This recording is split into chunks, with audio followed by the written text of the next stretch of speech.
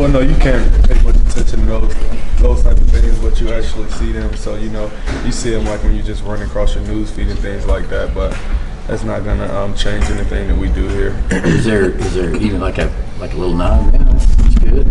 When you see that. Well, it's nice when people think very highly of you, but like at the end of the day, man, that stuff can go away just like that. So you just have to keep going level-headed and just stay the course. Some people call it hype, some coaches call it rat poison, but is it hard to how difficult is it though to kind of keep all the noise out and block it out? Well, when you have a mindset, like we don't really listen to all the hype and all the outside noise, we just focus on each other and everything that we do day in and day out. So like when things like that come, we know the types of things, and you'll always hear types of things like that, but we just keeping our head level. How much do you and other leaders address that type of thing, though, especially with the younger players who are going through this for the first time? Well, a lot of guys on the leadership team and whatnot, and also just guys around the team, we don't pay much attention to it. But like we'll just always say, it's just about this day, so just get better this day, and everything else will take care of itself. Not just looking forward and just like listening to all the hype and believing it. Do you have to kind of purge social media or turn off the TV sometimes, or do you have to do any of that? Well, no, I rarely watch TV, so like when I do watch it, it's probably something along Netflix or something like that. So it's not like I just like engage into that all the time. What do you do to escape from football during the grind of the season? Well, it's hard to during the grind of the season. It's class obviously, homework, and then you have film also. But just some little spare time when you get, just enjoy a good dinner or something along those lines. Speaking of film, what have you seen from Missouri's offense that you think will be challenging Saturday? They're a high-powered offense. I think they have a great quarterback, awesome running back as well, and I think it'll be a good challenge for us on defense. Yeah, it's just from going against the running backs in the spring and then in the fall camp. The yards after contact is a big deal for those guys. And then when you're playing against, how much pride do you see them taking in that aspect of the play? How tough are those guys to play against? Our running backs, yeah, it's a challenge week in and week out. Well, day in and day out, going up against those guys every day in practice. But I feel like going against those guys every day prepare you just for any back you'll face in the country. Is there a different challenge in tackling Nick Chubb? I say that because he's leading the SEC in rushing, but he's not played many fourth quarters, and he's sharing snaps with 4 other tailbacks.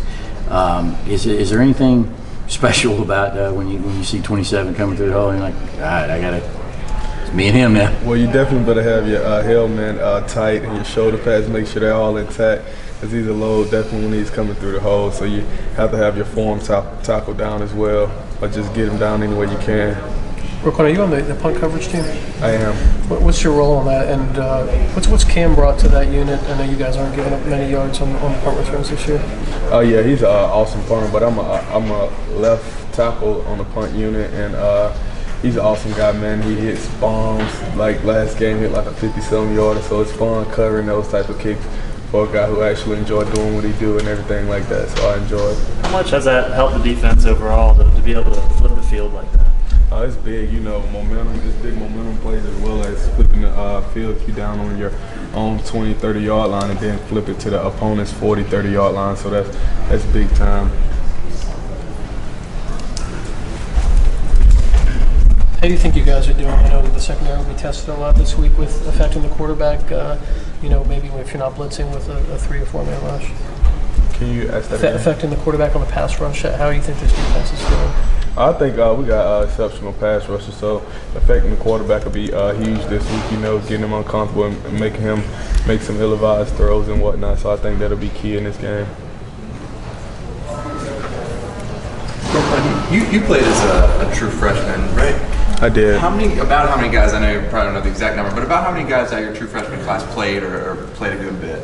I don't remember the exact number, but there was a few guys that actually played a good bit, whether it was just on special teams and things like that. So it was a good bit of number, number. There's I think 17 this year. Does that seem like a lot? Does it seem like everywhere you look, there's on special teams on the punt unit, there's one of these 18, 19-year-olds out there? That's crazy. Just young guys, taking advantage of their opportunity that they're given. So they work their tails off for the opportunity that they're being presented with. So I think it's awesome for them to be given that. a couple guys in your room getting more opportunities the last couple of weeks. What's your approach to helping them along, helping them learn the playbook, things like that? Well, it's definitely, they practice hard each and every day, just like a senior, junior, anybody else during the week. So I feel like if they do the work during practice each and every week, I feel like they deserve to play in the game. How about the personalities of the guys in your room? Anybody like the loud one, the funny one, things like that? Oh yeah, well there's all different type personalities. Like in my room, Monty's the quiet, goofy one. Jaden's just the quiet one, just sit back. Nate, he's like, don't say anything. So they're all different guys in their own right.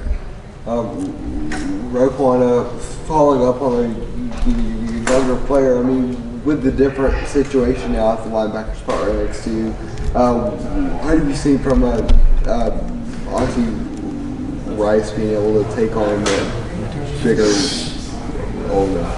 It's big, it's next guy up, so I feel like he put in the work each and every day at practice, so it's just his opportunity, and he's just taking advantage of his opportunity. I mean, how do you feel like he's grown from preseason or game one over to now at the halfway mark? Yeah, he's definitely growing. Like obtained more knowledge of the playbook and everything like that. So once you do that, everything else is just like a lot of it is mental. And once you get that, he can handle the physical part.